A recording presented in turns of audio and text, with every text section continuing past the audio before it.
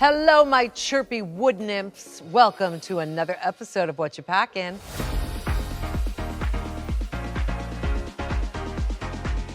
Joining me from West Palm Beach, Florida, it is Mia Starr. Hi. How are you? I'm wonderful. How are you? Great.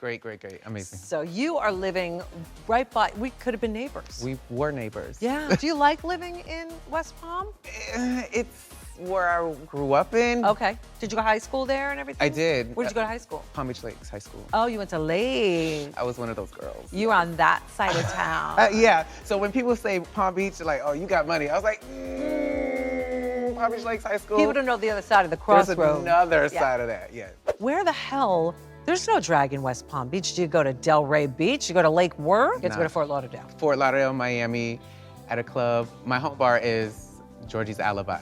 And that is where, which is kind of a heritage Yes. bar. It's been around forever. You been?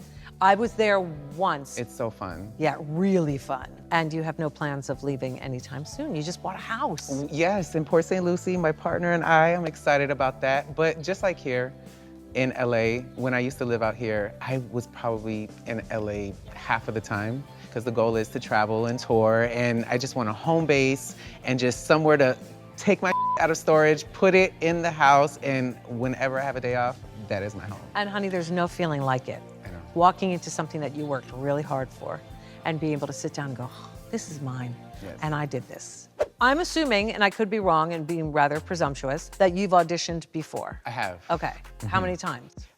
3 times. This was my 3rd, season 14. It was in the middle of the pandemic. I haven't done drag in 14 years. I was not prepared So you did drag and then took a break? to pursue dancing. I moved out here in LA and I was able to like go on tour with like Britney Spears, Rihanna. Mia, that's awesome. Yeah. And then what happened? Was it the pandemic? I've already done everything on my bucket list as a dancer that I've ever wanted to do. And then it's like, hey, you're on lockdown. And I'm like, what can I do next?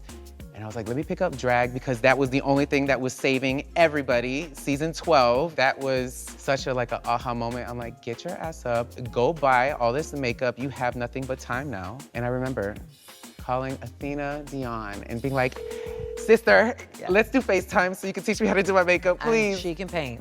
She could paint, and that bitch did not help me. No! No, for real?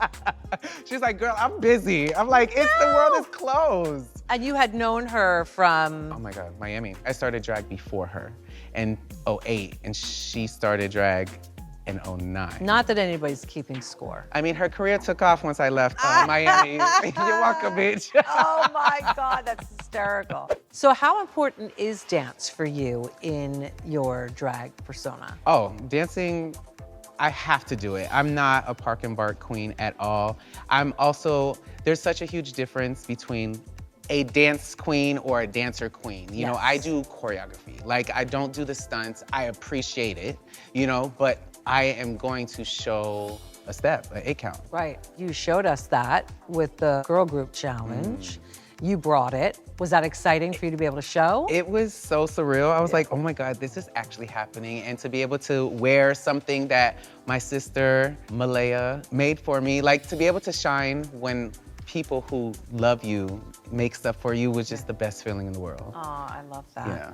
So you get the call, and then you say, oh my God, this is real. It was tricky because I was also in the middle of tour rehearsals with Shakira. And Name drop. but they asked me to be a dancer on the tour, and I told them no, but I would help with assisting with the choreography, whatever they needed. So you told Shakira, the tour, no, you couldn't do it. Yes. Just in case that came through. Exactly. Okay. And I'm, you know, I'm like, I'm right there. So low.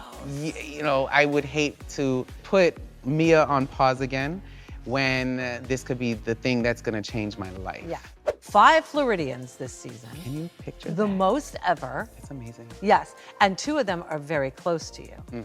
I would imagine that immediately it's like, oh my God, this is amazing. You know, I've got family here, but they're automatically going, uh-oh, I have to beat them. And I'm literally in this competition with my favorite drag queen, one of my favorite drag queens ever, Juicy.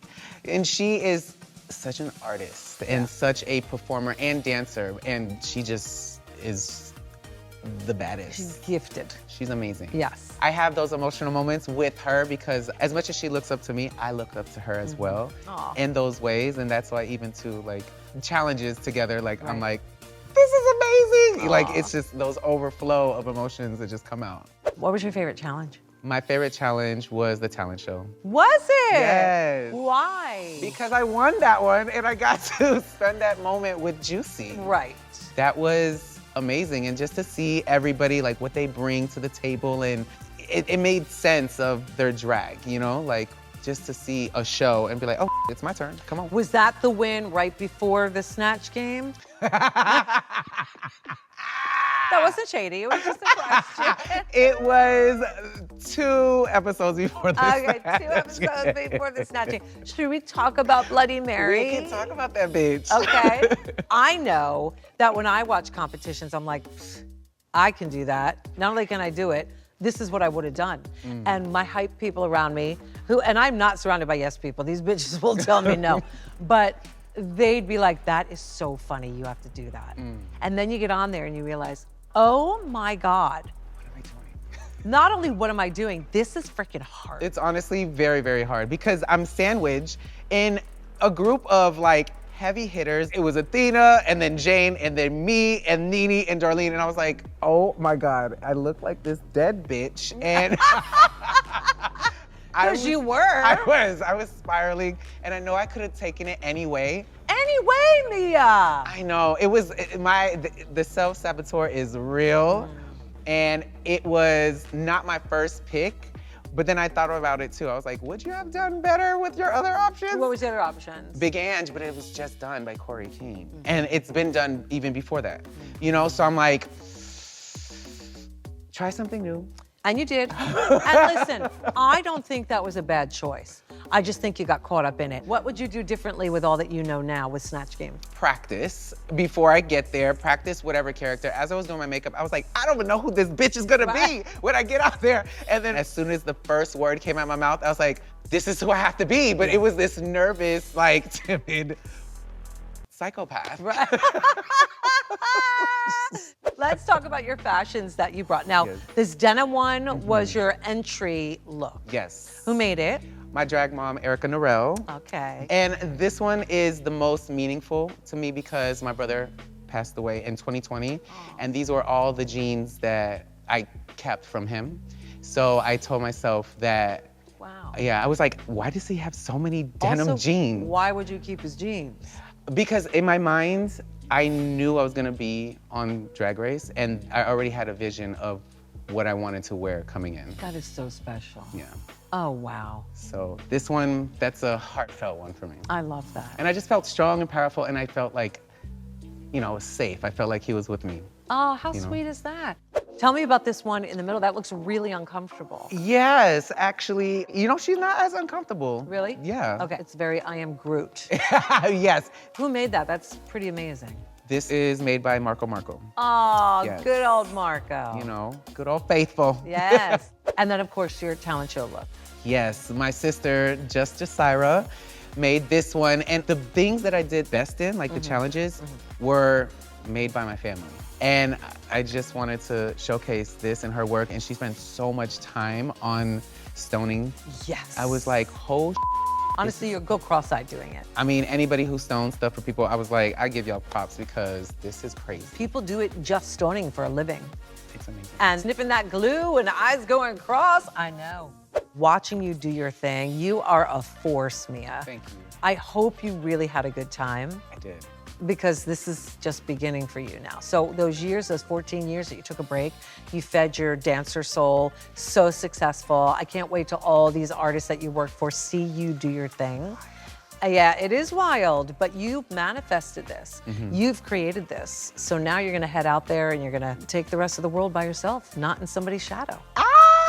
And thank you. Honestly, you have been such a joy. Like the love that you pour out to each and every one of us, even if it's not a critique to me, I'm like, wow, she really does care. Each girl that's out there wants you all to win. And if it's not this competition, it's win at life and get everything that you wanna get. You gotta grab it and you gotta go for it because if you don't, you'll never know. So you go out there and you get on Me a Star. Let's do it. Thank you. Thank you. And thank you all for joining me for another episode of Whatcha Packin. You know I'll see you kiddos next time. I see the sun shining bright, ain't a cloud in the sky. Yeah, it's a good day. Okay, here's the thing.